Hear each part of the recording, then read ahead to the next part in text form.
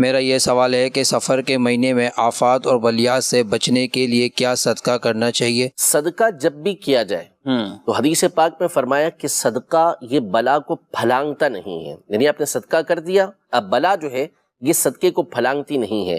مصیبتیں پریشانیاں یہ صدقے کو پھلانگتی نہیں ہیں۔ اگر آپ نے صدقہ کر دیا تو انشاءاللہ یہ بلاؤں کو روک لے گا، لیکن یہ نظریہ رکھنا کہ سفر کے اندر کوئی خاص طور پہ بلائیں نازل ہوتی ہیں،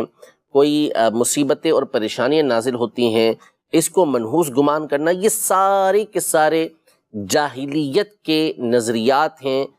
زمانہ جاہلیت کے اندر کافر اس طرح کے نظریے رکھتے تھے، مسلمانوں کو اس کی اجازت نہیں ہے کہ ایسا نظریہ رکھیں۔ حدیث پاک صحیح حدیث مبارکہ ہے، بخاری شریف میں فرمایا اور دیگر کتابوں کے اندر ہے، نبی پاک صلی اللہ علیہ وسلم نے ارشاد فرمایا لا سفرا، سفر کے اندر کسی طرح کی کوئی خرابی نہیں ہے، کوئی بلا کوئی مصیبت اس کے اندر نازل